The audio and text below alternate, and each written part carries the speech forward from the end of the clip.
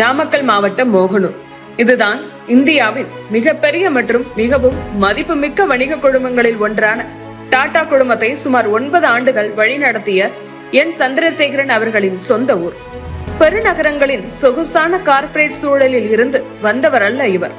1963 June 2ஆம் தேதி ஒரு எளிய விவசாய குடும்பத்தில் 6 குழந்தைகளில் 5வது பிள்ளையாக பிறந்தவர் சந்திரசேகரன்.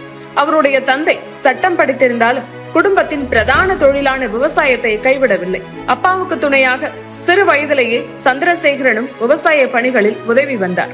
ஆங்கில பள்ளிகள் நிறைந்த அந்த கால மோகத்திற்கு முற்றிலும் மாறாக மோகனூரில் உள்ள அரசு பள்ளியில் தமிழ் வழி கல்வியில் தான் தன்னுடைய பள்ளி படிப்பை முடித்தார். ஒரு தமிழ் வழி அரசு பள்ளி மாணவர் பிற்காலத்தில் இந்தியாவின் மிகப்பெரிய வணிக குழுமங்களில் ஒன்றின் தலைவராக உயர்வார் என்பது அப்போது யாருக்கும் தெரிந்திருக்கவில்லை. பள்ளி படிப்பை முடித்த பிறகு கோயம்புத்தூர் இன்ஸ்டிடியூட் ஆஃப் டெக்னாலஜியில், அதாவது CITயில் அப்ளைடு சயின்ஸ் படித்தார். அதைத் தொடர்ந்து திருச்சியில் உள்ள ரீஜனல் இன்ஜினியரிங் காலேஜ், இன்றைய NIT திருச்சியில் கம்ப்யூட்டர் அப்ளிகேஷனில் முதுகலை பட்டமான MCAவை 1986ஆம் ஆண்டு நிறைவு செய்தார். கல்வி முடித்தவுடன் பெரிய நிறுவனத்தில் வேலைக்கு செல்வதற்கு பதிலாக சில காலம் குடும்ப விவசாயத்திலேயே தன்னுடைய கவனத்தை செலுத்தினார். ஆனால் தொழில்நுட்பத்தின் மீதான ஆர்வம் அவரை வேறு பாதைக்கு அழைத்து சென்றது.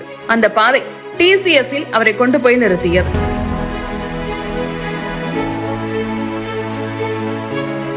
ஆயிரத்து 1987ஆம் ஆண்டு TCS நிறுவனத்தின் ட்ரைனர் புரோகிராமராக டாடாவில் தன்னுடைய வாழ்க்கையை தொடங்கினார் சந்திரசேகரன்.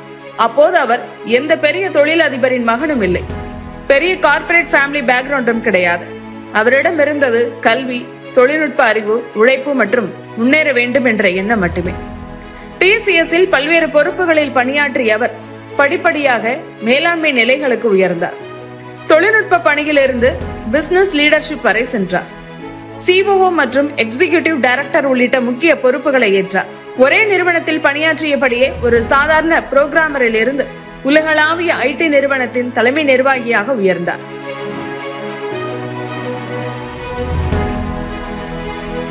2009ஆம் ஆண்டு என் சந்திரசேகரன் TCS நிறுவனத்தின் CEO மற்றும் மேனேஜிங் டைரக்டர் ஆனார். இது அவருடைய வாழ்க்கையின் மிகப்பெரிய டர்னிங் பாயிண்டில் ஒன்று.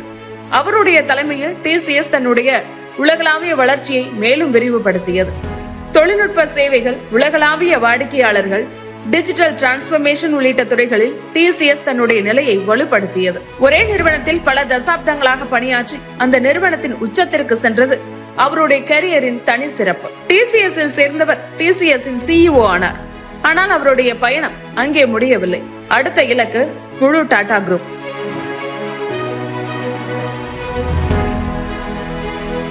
இரண்டாயிரத்து 16ஆம் ஆண்டு டாடா சன்ஸ் போர்டில் இணைந்தார் சந்திரசேகரன்.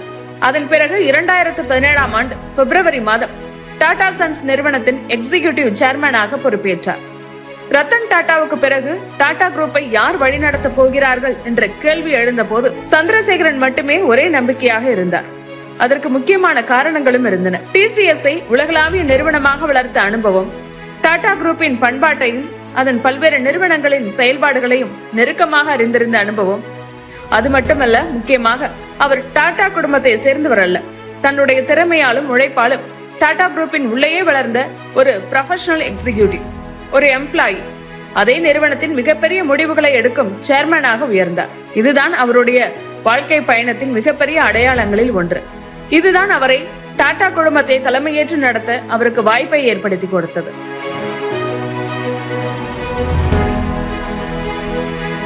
சேர்மன் ஆன பிறகு சந்திரசேகரனின் முக்கியமான நோக்கங்களில் ஒன்று டாடா குரூப் நிறுவனங்களுக்கு இடையேயான ஒருங்கிணைப்பை அதிகரிப்பதுதான்.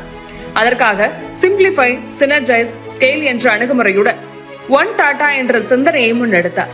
100க்கும் மேற்பட்ட நிறுவனங்களை கொண்ட டாடா குரூப்பின் பல்வேறு நிறுவனங்கள் தங்களுக்குள் இருக்கும் திறன்கள், தொழில்நுட்பம், வளங்கள் மற்றும் பிசினஸ் ரிலேஷன்ஷிப் ஆகியவற்றை ஒன்றாக பயன்படுத்த வேண்டும் என்பதே இந்த அணுகுமுறையின் நோக்கம். பாரம்பரிய டாடா பிசினஸை மட்டும் பார்த்து கொண்டிருக்காமல் எதிர்காலத்தை நோக்கியும் அவர் டாடா குரூப்பை நகர்த்தினார்.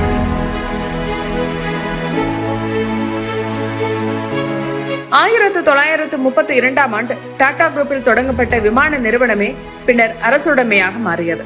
பல ஆண்டுகளுக்கு பிறகு 2022ஆம் ஆண்டு டாடா குரூப் மீண்டும் ஏர் இந்தியாவை கையகப்படுத்தியது.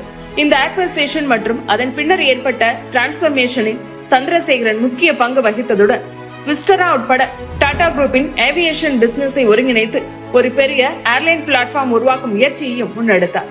ஆனால் இது வெற்றி கதை மட்டுமல்ல. ஏர் இந்தியாவை மீண்டும் உருவாக்குவதற்கு மிகப்பெரிய முதலீடுகள் தேவைப்பட்டன. தொடர்ந்து ஏற்பட்ட இழப்புகள் மற்றும் ப்ராஃபிட்டபிலிட்டி குறித்த கேள்விகளும் எழுந்தன. ஆதரவாளர்கள் இதை நீண்டகால ஸ்ட்ராட்டஜிக் இன்வெஸ்ட்மெண்ட் என கருதுகிறார்கள். விமர்சகர்கள் இவ்வளவு பெரிய கேபிட்டல் அலோகேஷனுக்கு எப்போது ரிட்டர்ன்ஸ் கிடைக்கும் என்று கேள்வி எழுப்புகிறார்கள்.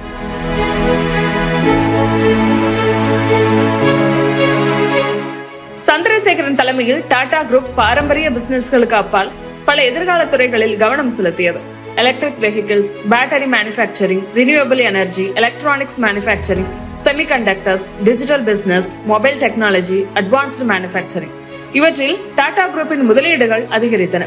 குறிப்பாக செமிகண்டக்டர் துறையில் டாடா குரூப் எடுத்த முடிவு மிக பெரியது. குஜராத்தின் தோலிரா பகுதியில் டாடா எலக்ட்ரானிக்ஸ் மற்றும் power chip semiconductor manufacturing corporation அதாவது PSMC உடன் இணைந்து செமிகண்டக்டர் ஃபேப்ரிகேஷன் ஃபெசிலிட்டி அமைக்கும் திட்டம் முன்னெடுக்கப்பட்டது. இந்த திட்டம் முழுமையாக செயல்பட்டால் இந்தியாவின் செமிகண்டக்டர் மேனுஃபேக்சரிங் ஈகோசிஸ்டமில் டாடா குரூப் மிக முக்கியமான பிரைவேட் செக்டார் பிளேயராக மாறும். ஒரு காலத்தில் சாப்ட்வேர் புரோகிராமாக தன்னுடைய கெரியரை தொடங்கிய சந்திரசேகரன் இப்போது இந்தியாவின் அடுத்த தலைமுறை சிப் மேனுஃபேக்சரிங் கனவிலும் டாடா குரூப்பை முன்னெடுக்க கொண்டு செல்ல முயன்றார்.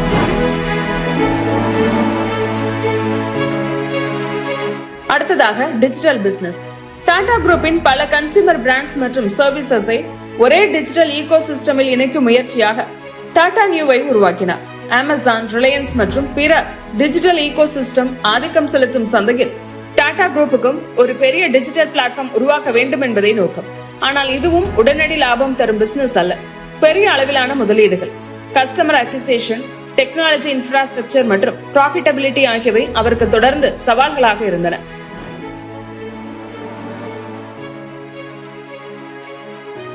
டாடா மோட்டார்ஸ் மூலம் இந்தியாவின் எலக்ட்ரிக் வெஹிக்கிள் மார்க்கெட்டில் டாடா குரூப் ஏற்கனவே முக்கிய இடத்தை பெற்றிருந்தது.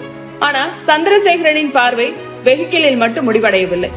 பேட்டரி மேனுஃபேக்சரிங் முதல் எலக்ட்ரிக் வெஹிக்கிள் ஈகோசிஸ்டம் வரை வேல்யூ செயினை உருவாக்க டாடா குரூப் முயன்றது. அதாவது காரை மட்டும் தயாரிக்காமல் காருக்கு தேவையான டெக்னாலஜி மற்றும் பேட்டரி ஈகோசிஸ்டமை உருவாக்க வேண்டும்.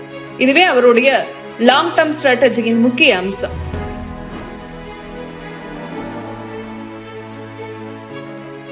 இவ்வளவு பெரிய பிசினஸ் ரெஸ்பான்சிபிலிட்டிஸ் இருந்தாலும் சந்திரசேகரனின் தனிப்பட்ட ஆர்வங்களில் ஒன்று பலருக்கும் ஆச்சரியம் தரக்கூடியது. அது மாரத்தான் ரன்னிங்.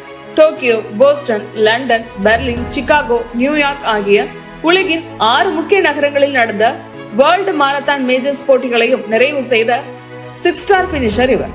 அவருடைய வாழ்க்கையிலும் மாரத்தான் ஒரு முக்கிய தத்துவத்தை உருவாக்கியுள்ளது. பிசினஸும் மாரத்தானும் ஒன்று போலத்தான். வேகம் மட்டும் போதாது, நீண்ட தூரம் ஓட வேண்டும், சோர்வை தாங்க வேண்டும், தொடர்ச்சியாக இருக்க வேண்டும். அதுதான் எண்டுரன்ஸ்.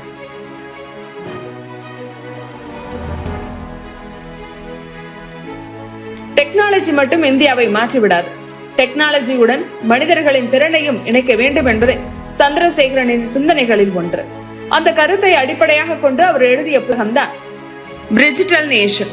தொழில்நுட்பத்தையும் மனித ஆற்றலையும் இணைத்து இந்தியாவின் வளர்ச்சியை எப்படி வேகப்படுத்தலாம் என்பதே இந்த புத்தகத்தின் மைய கருத்து.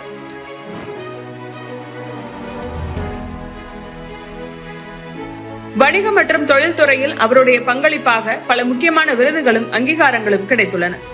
TCS எதிர்கொள்ளும் குளோபல் IT ஸ்லோடவுன் மற்றும் AI டிஸ்ரப்ஷன் என சந்திரசேகரன் காலத்திலும் கடுமையான விமர்சனங்கள் எழுந்துள்ளன. இவை அனைத்தும் அவருடைய லீடர்ஷிப்புக்கு சவால்களாக இருந்துள்ளன. டாடா குரூப் ஒரே நேரத்தில் பல கேபிட்டல் இன்டென்சிவ் பிசினஸில் குதிப்பது எவ்வளவு பயனுள்ளதாக இருக்கும் என்று கேள்வி எழுப்புகிறார்கள்.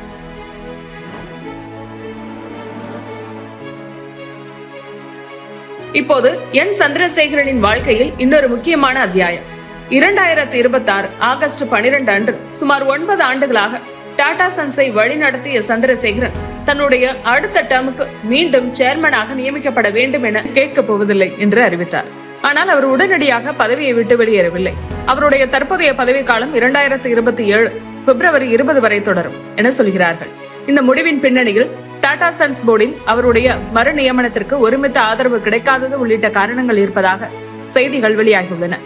டாடா ட்ரஸ்ட் மற்றும் டாடா சன்ஸ் இடையேயான கவர்னன்ஸ் மற்றும் சக்சஷன் தொடர்பான கருத்து வேறுபாடுகளும் இந்த விவகாரத்தின் பின்னணியில் இருப்பதாக சர்வதேச ஊடகங்கள் செய்தி வெளியிட்டுள்ளன. இதனால் இப்போது டாடா குரூப் எதிர்கொள்ளக்கூடிய மிகப்பெரிய கேள்வி, அடுத்த சேர்மன் யார்? அவருக்கு பிறகு டாடா குரூப் எந்த திசையில் செல்லும்? ஏர் இந்தியாவின் எதிர்காலம் என்ன? செமிகண்டக்டர் திட்டங்கள் எந்த அளவுக்கு வெற்றி பெறும்? டாடா டிஜிட்டல் எப்போது பெரிய லாபத்தை உருவாக்கும்? இந்த கேள்விகளுக்கான பதில்கள் இனிதான் வரப்போகின்றன.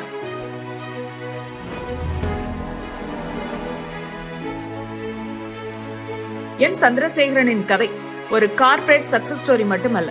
எங்கிருந்து வருகிறோம் என்பது முக்கியமல்ல, எவ்வளவு தூரம் செல்ல முடியும் என்பதுதான் முக்கியம் என்பதற்கு ஒரு உதாரணம். மோகனூரில் ஒரு தமிழ் வழி அரசு பள்ளியில் படித்த மாணவன் இந்தியாவின் மிகப்பெரிய மற்றும் மிகவும் மதிப்புமிக்க வணிக குழுமங்களில் ஒன்றின் உச்ச நிலைக்கு சென்றிருக்கிறார். அவருடைய கதை இன்னும் நிறைவு பெறவில்லை. 2027 பிப்ரவரி 20 வரை டாடா சன்ஸ் சேர்மனாக இருக்கும் அவர் அதற்கு பிறகு எந்த பாதையை தேர்ந்தெடுக்கப் போகிறார் அது தெரியவில்லை. ஆனால் ஒரு விஷயம் மட்டும் உறுதி, மோகனூரில் தொடங்கிய அந்த பயணம் இந்தியாவின் கார்ப்பரேட் ஹிஸ்டரியில் ஏற்கனவே ஒரு முக்கியமான அத்தியாயமாகிவிட்டது.